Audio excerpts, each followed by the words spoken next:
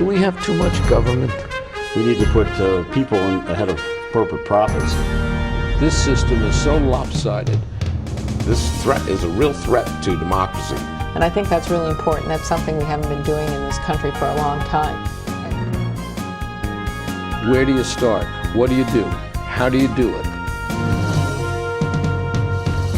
Access to Democracy is sponsored by Thomson Reuters, providing legal professionals with the intelligence, technology, and human expertise they need to find trusted answers. Products include Westlaw, Practical Law, and Firm Central legal practice management software for small law firms. Thomson Reuters, the answer company. Online at thomsonreuters.com. Access to Democracy is made possible in part by a donation from Firefly Credit Union. Firefly is the new name of U.S. Federal Credit Union, which has proudly served the financial needs of the Greater Twin Cities community since 1925. At Firefly, we guide our members forward and give them the power to chase dreams by delivering the financial solutions they need to get ahead. From checking accounts to mortgages, we'll light the way. We are Firefly Credit Union, and this is Life Illuminated. And Dr. Charles Crutchfield of award-winning Crutchfield Dermatology in Eagan, acknowledged as one of the nation's best physicians. A Minnesota native who trained at the Mayo Clinic, Dr. Crutchfield personally treats all patients and states that experience counts and quality matters. Crutchfield Dermatology. Look good, feel great, with beautiful skin.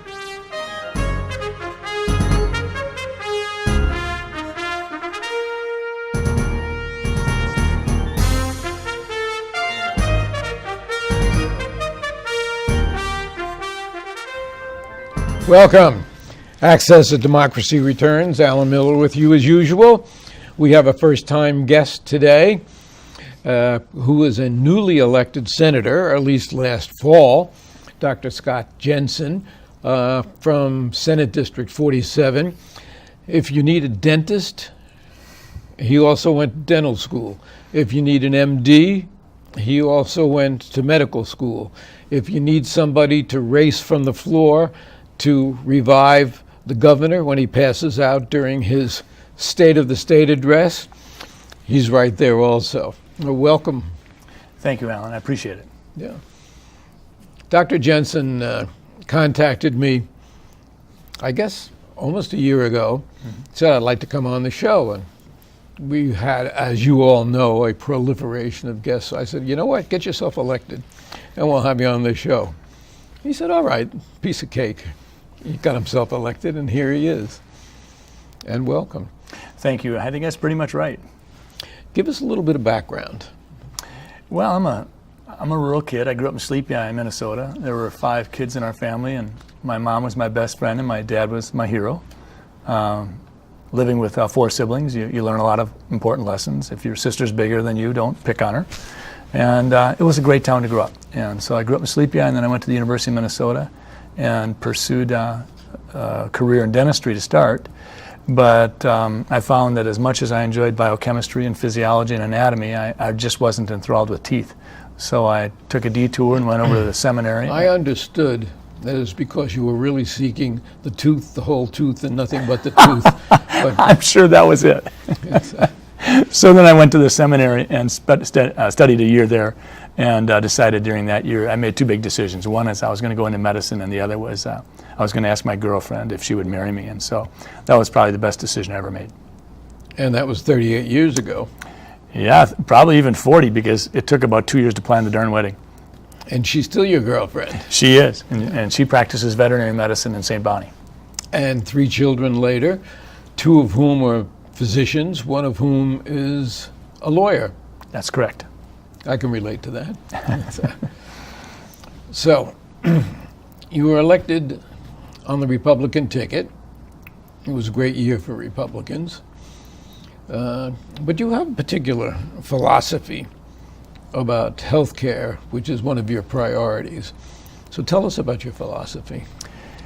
Well, I think that I've had a chance, having started in the healthcare fields in the 1970s and moved through the 80s and the 90s and up to 2017, I've had a chance to see a lot of the evolution.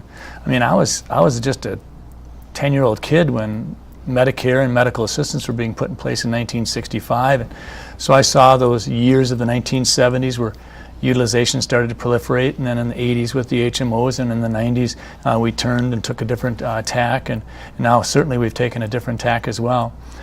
And about 5 years ago, it just seemed terribly important for me to write a book and to put down on paper my view of how somehow we need to empower and encourage patients to be their own best champion.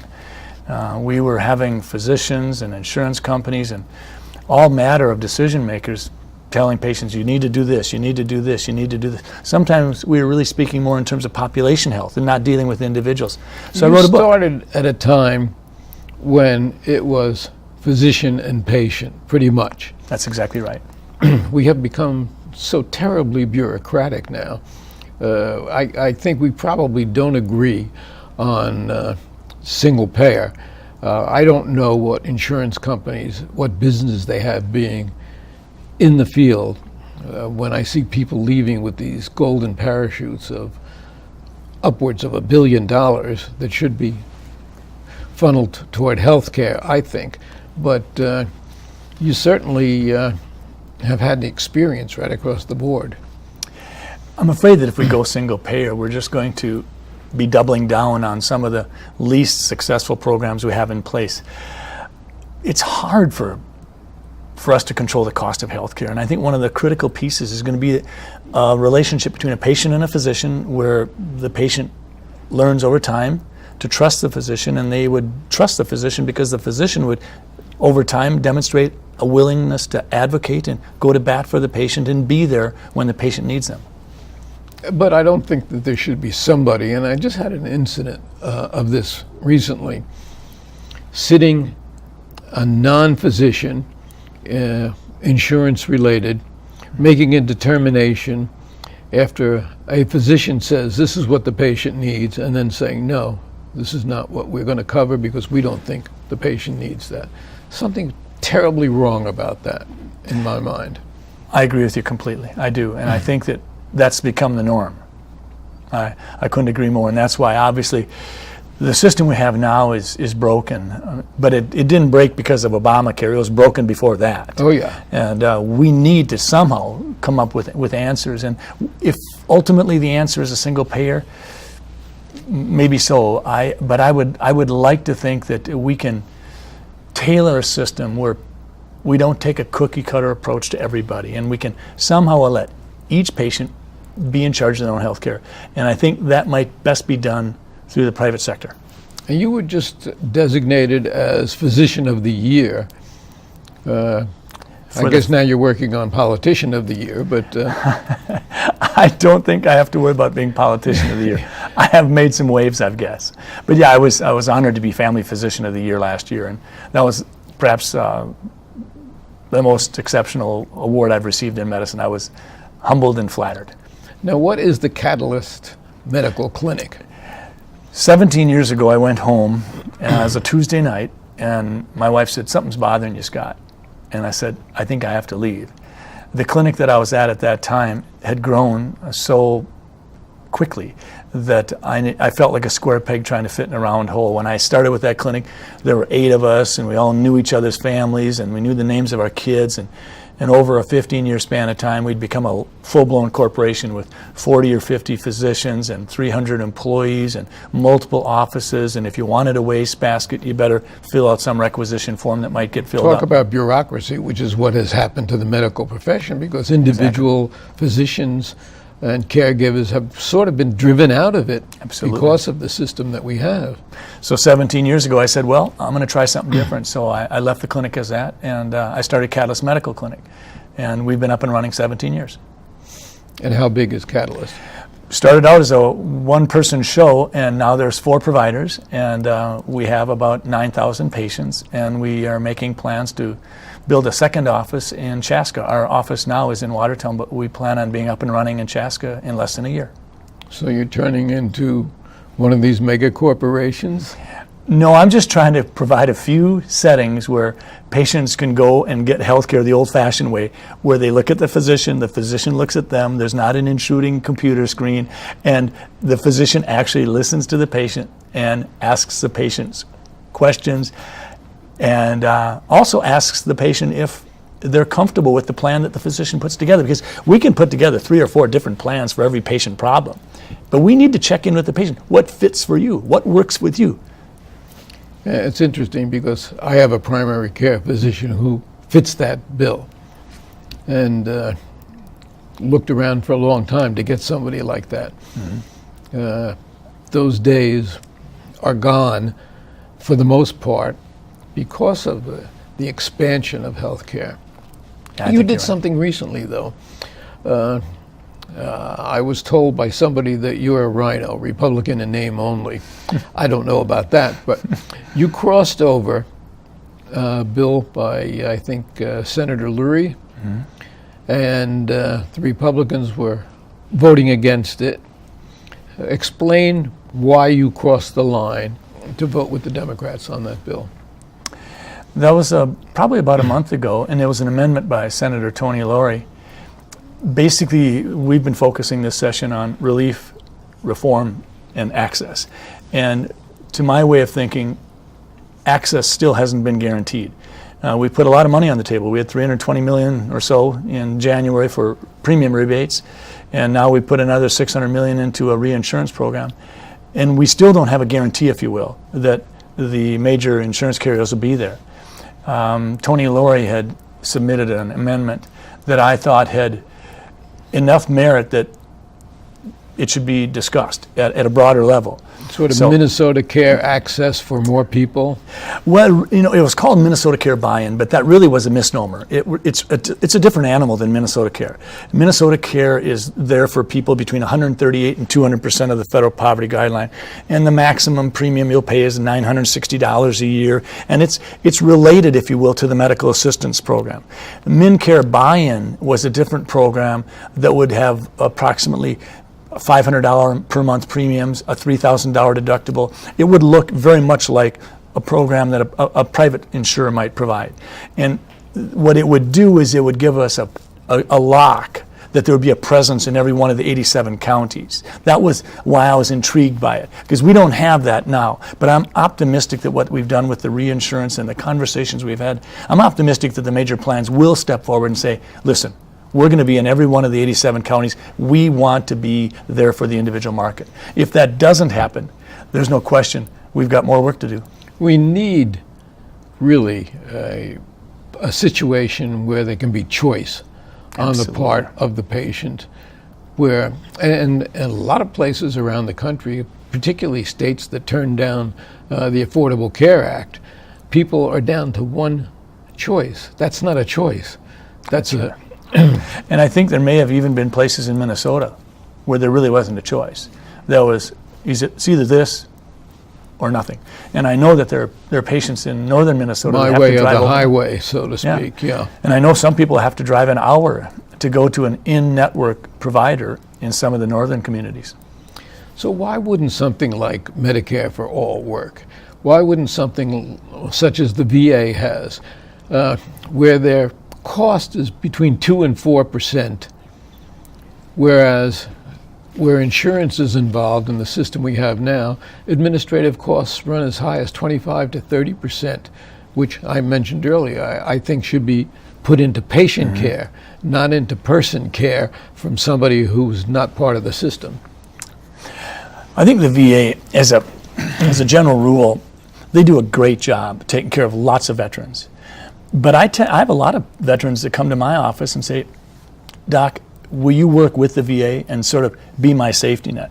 So it isn't, if you will, it's not like there's complete satisfaction.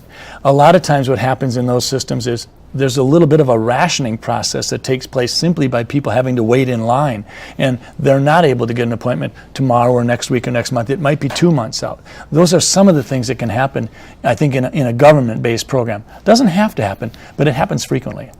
Well, some of the other countries, they're talking about Canada, where you have to wait for non-emergency treatment for several months, or England also. But the fact of the matter is, these people have at least a much better system where healthcare doesn't bankrupt them. I think we can, through the private sector, conceivably put together some sort of a basic plan that's going to cover the heart attacks and the appendicitis and the gallbladder removals and the fractured ankle on a Saturday afternoon at the park. I think a lot of people would like that, and they could still have choice. They could choose this carrier. They could potentially go through a variety of mechanisms to get what they want, and then they could choose above that what they want. We don't really have health insurance plans today. We have medical care plans where everything's covered. I mean, when I buy my auto insurance, I'm not asking the auto insurance company to pay for my oil and filter or change my tires, but we do that in healthcare. So I think we've It's a sort thought, of, though. it's a thought, but what would happen if we did that in the auto insurance is everybody want their tires rotated 4 times a year anyway, and they'd get an oil and filter every 2,000 miles because they're not paying for it. Human behavior is such that, gee, if it's free, the best way to get a really good deal is to use it. There's a bit of a perverse incentive there, I think. I can understand that, and I can certainly relate to that also. But I just think that our broken system is really irreparably broken, and we really have to find a way out of the darkness here to join the other civilized countries in the world. To get back to your question about a Medicare for all, I can see that happening. I can see some sort of a basic, bare bones policy so everybody knows that they don't have to worry when they get pneumonia. They can go get cared for, and they can get cared for the basics. I can see that happening, and then letting people, if you will, fill in the rest. But I don't know that that would be the ideal plan. So for me, as a Republican, who I guess I don't consider myself quite a rhino, but I know that I think we have to have more bipartisan involvement. We have to have more dialogue. If we can't work together, if it's always going to be one party ruling and the other party losing, we're really not likely to get to a good solution. And we've seen that right here in Minnesota for the last half dozen years, at least, if not the last decade. Yeah. And we don't have that back and forth. We don't have relationships between. And then we have people going into recreation rooms or something like that to smoke cigars. What is that all about? Are you referring to this story the last week about the retirement rooms? Yes, retiring rooms. Yeah, yes. Both the Senate and the House have a retiring room where when you maybe need to get a drink of water or something like that. In the Senate, we can't have water or anything on the floor. So there's coffee in the retiring room and we can step out, take a break. I guess that sometimes people will have conversations, chat, sometimes play cards, but I don't know about any smoking cigars. Oh, okay. Maybe in days gone by. I think there is smoking allowed. I'm not sure, according to today's paper anyway, but I'll have to go double check on that. I've never seen anybody smoke in the Senate retirement room. Good. But I didn't know such a room existed until this flap, which started earlier this week. Come down to the Senate. I would love to show it to you. It's quite beautiful, and it has lots of history, and I mean, it is gorgeous. Well, Judge Anderson, retired now from the Supreme Court, was so instrumental in the work that has the restoration that's been done in the Senate. And I still haven't gotten over there to see the Capitol, but I love the notion that it isn't the senator's capital, it isn't the governor's capital, it isn't the House of Representatives, it is the people's building. And it's a blast to see people come down and just say, this is my capital. And the architecture is beautiful. As is funny because I'm writing something that involves the Supreme Court, and we had the same architect do the U.S. Supreme Court as did our Capitol. Exactly. Cass Gilbert. Yeah. And did a wonderful job, by the way. Well, he must have, because after he did Minnesota, he was hired to do the federal building. Right. Now, I looked at today's papers, and I saw 3 articles about people texting and driving, which caused accidents, which caused fatalities. I've seen 5 such articles this week. I saw statistics that said 25% of our auto fatalities, over 30, I think, people seriously injured last year arise out of texting. There was just a bill proposed by Senator Carlson, which was voted down by your side of the aisle. Why? I think our caucus didn't feel like it's really been analyzed and dissected enough. There's no question we're going to have to do How something many about people have to be dead Well, I before think it's enough? We already have a law that prevents texting, and so those laws are already on the books, and they're obviously not being observed, so problems are occurring. So to go another step and to create another law that's not going to be enforced maybe isn't the right answer. And at some point in time, if what you're saying is everybody's got to have a Bluetooth in their car to be on the phone, then you're Or potentially not just be on the phone at all. How many years did you drive when you didn't have a phone? You just had a radio in your car, a radio and a heater, and you got where you had to go. It's true, but with with the radios, I remember my brother totaling my mom's car when he was fiddling with the radio to try to tune it in. So you could probably make the point that we should get rid of radios too, but I don't know that we're going to do that. Getting back to my point, I think that we need to look carefully at that issue so that we're passing good legislation. We want to make sure that we've thought about unintended consequences. Let's not discriminate against people that have a car that's 5 or 7 years old. If we're going to do that, then can we move somehow towards all vehicles having Bluetooth so that we can all Bluetooth our phone into our system so that people can be equal? Because otherwise that's not fair. Or maybe just say, no communication on the phone while you're driving because it's a distraction, even if you have Bluetooth. No communication, absolutely texting, because we've seen, especially this week, it just hit me, all these fatalities that have been in the paper. 2 in the Pioneer Press today, 1 in the Star Tribune, different circumstance, different accident.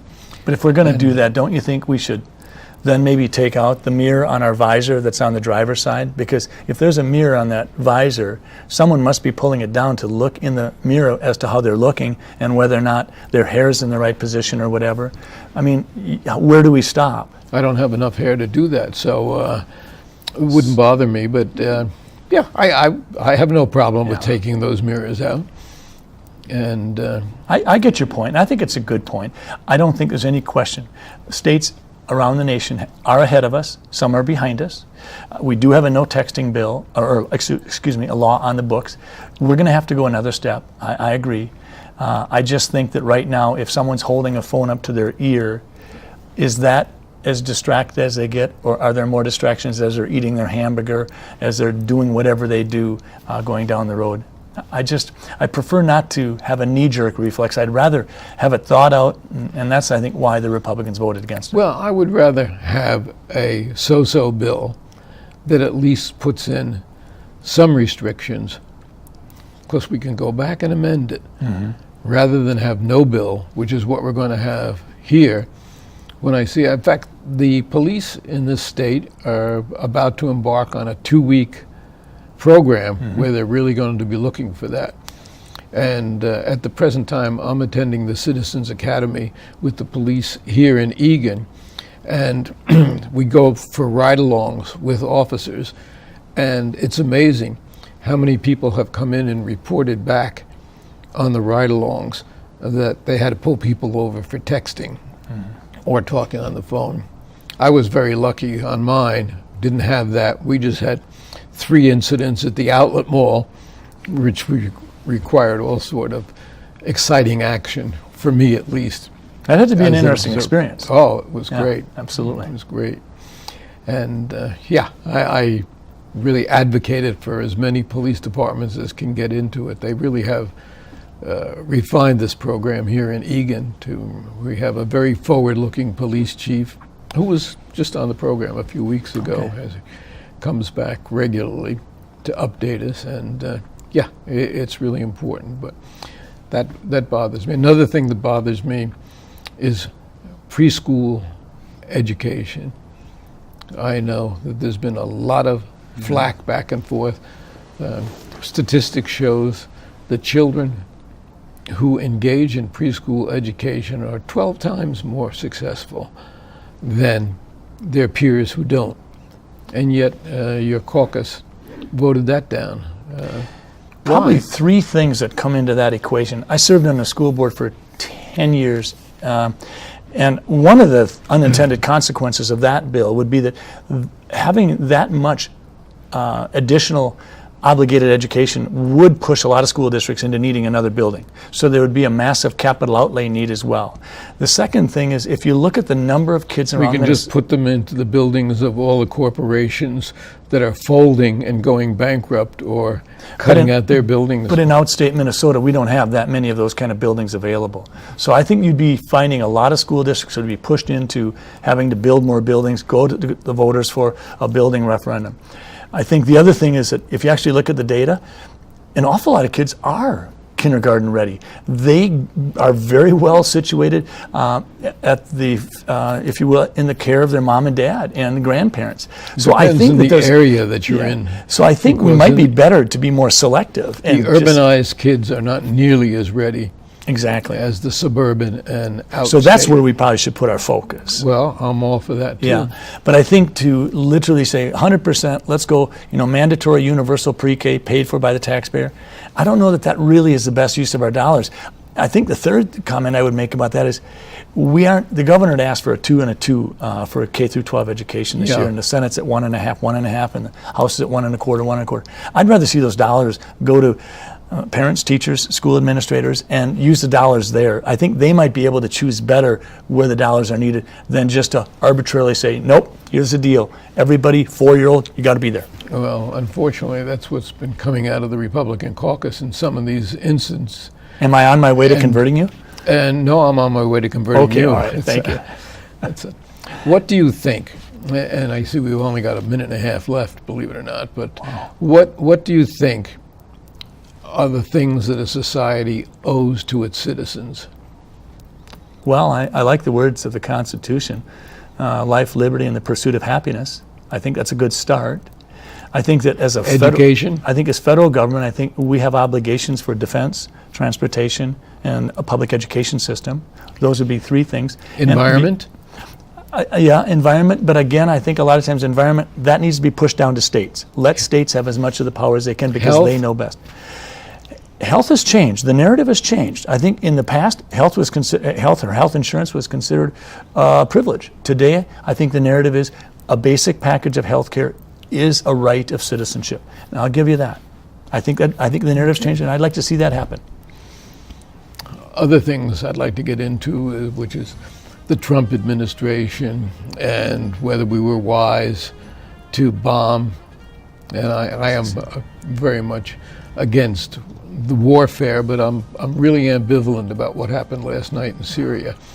And the Affordable Care Act, even in depth more than we have. So what I think is required is that you're going to have to come back here so we can continue these discussions. Sir, it would be my privilege. It would be. We're talking with Senator Scott Jensen of Senate District 47. First time, but hopefully not a last time guest, and we've covered a lot of ground, more to go. Thanks so much for coming in. Thank you. Thank you very much. I appreciate it. Yeah, that was fun.